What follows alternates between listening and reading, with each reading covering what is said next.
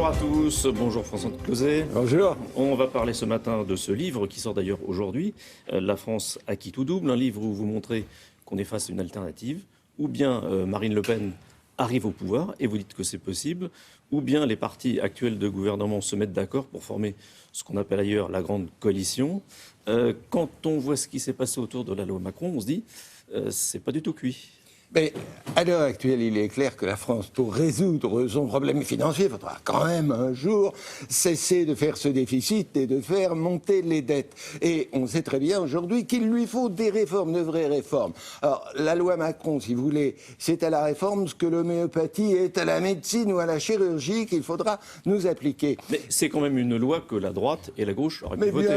Bien sûr, mais évidemment, est issu du rapport Attali, Attali, homme de gauche, que Sarkozy avait sollicité pour faire un rapport, etc. Donc cette grande coalition, donc aujourd'hui, l'alternance droite-gauche, c'est clair, ne fonctionne plus. Le public, il ne comprend plus rien, ils font la même politique, etc. Mais demain, on passera de l'alternance à l'alternative.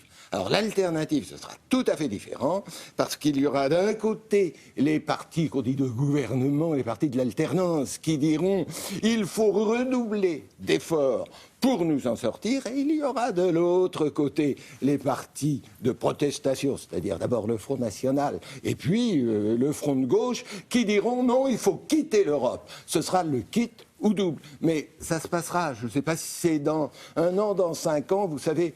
Dieu seul est maître du calendrier. Mais ça vous paraît aujourd'hui possible? Ah mais, tel que nous sommes, c'est inévitable. C'est-à-dire, ce qui est inévitable, c'est d'un côté que monte le Front National. Aujourd'hui, tout concourt à le faire monter.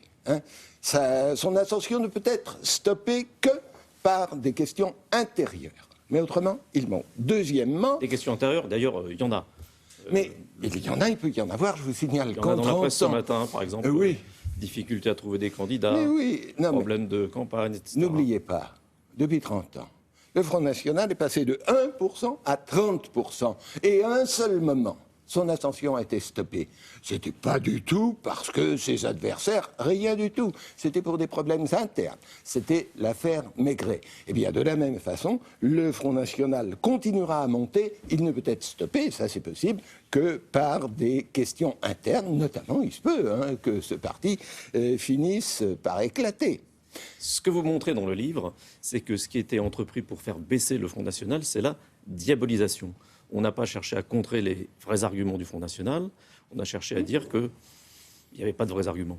On n'a pas discuté sur le fond. Mais on l'a combattu finalement en défilant le fascisme ne passera pas, le fascisme ne passera pas. Mais c'est pas comme ça qu'on fait le débat républicain. Alors, ou bien le FN était un vrai parti fasciste, et là il devait être interdit, ou bien il n'y avait pas de raison de l'interdire, et alors il fallait le traiter comme un parti comme les autres, avec lequel on discute, dont on réfute tous les arguments, au lieu de quoi? Laurent Fabius disait, il y a 30 ans, le Front National pose de bonnes questions, mais apporte de mauvaises réponses.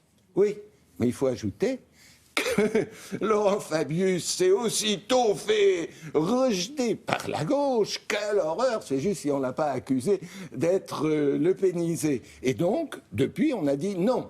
Le Pen pose de mauvaises questions, il ne faut jamais se hasarder sur les sujets qu'il aborde. Or, lui, les sujets qu'il abordait, c'était les questions que se posait toute une partie de la France populaire en difficulté. Et donc, on s'est interdit de parler de problèmes de l'immigration, de problèmes de la sécurité, de problèmes de l'identité française, etc. Fallait pas en parler. Et cette France-là, cette France en souffrance, c'était les questions qu'elle avait en tête. Et donc, d'une part, elle s'est dit, il n'y a que le Front National qui en parle, donc c'est le Front National qui me représente. Et d'autre part, quand on n'en parle pas, quand on censure le débat démocratique, qu'est-ce qui se passe? Eh bien, c'est la rumeur. C'est la rumeur qui remplace l'information. Voilà ce qu'on a fait pendant 30 ans, et on l'a fait parce qu'on n'a pas combattu le FN. On l'a instrumentalisé. Les gens qui prétendaient combattre le FN, en réalité, s'en servaient. Vous mettez en cause notamment SOS Racisme? Mais si vous voulez, SOS Racisme, c'est très bien de mobiliser la jeunesse contre le racisme, je ne vais pas dire le contraire. C'est très bien lorsque SOS Racisme pointe du doigt et met en évidence des cas de discrimination. Mais à l'époque, SOS Racisme a imposé l'idée qu'il n'y avait pas de problème de l'immigration et que simplement il y avait un problème du racisme.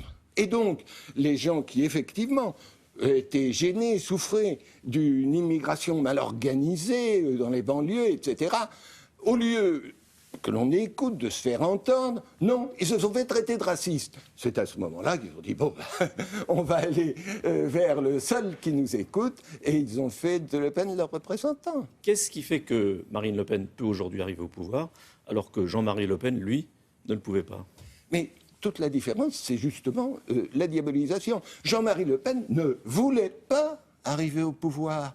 Vous comprenez, il est évident qu'un parti qui affiche un antisémitisme, comme le faisait Jean-Marie Le Pen, ne peut pas prétendre arriver au pouvoir. Là-dessus, on est bien d'accord.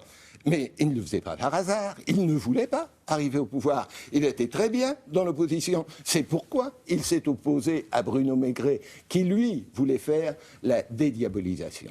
Tandis que Marine Le Pen, elle l'a tout de suite dit, moi je prends le parti pour arriver au pouvoir. Et la première chose pour arriver au pouvoir, c'était évidemment d'en finir avec l'antisémitisme, de ne plus afficher jamais, parce que c'est ce qui vous barre la route. Et la deuxième opération, c'était de mettre en avant les thèmes économiques et sociaux qui quand même concernent au premier chef les Français. Est-ce qu'ils sont crédibles, ces thèmes?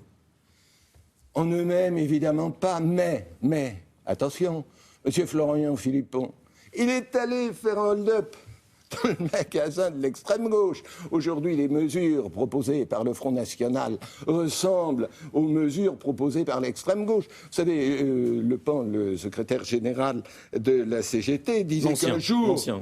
Pardon ? L'ancien, il est parti maintenant. L'ancien, oui.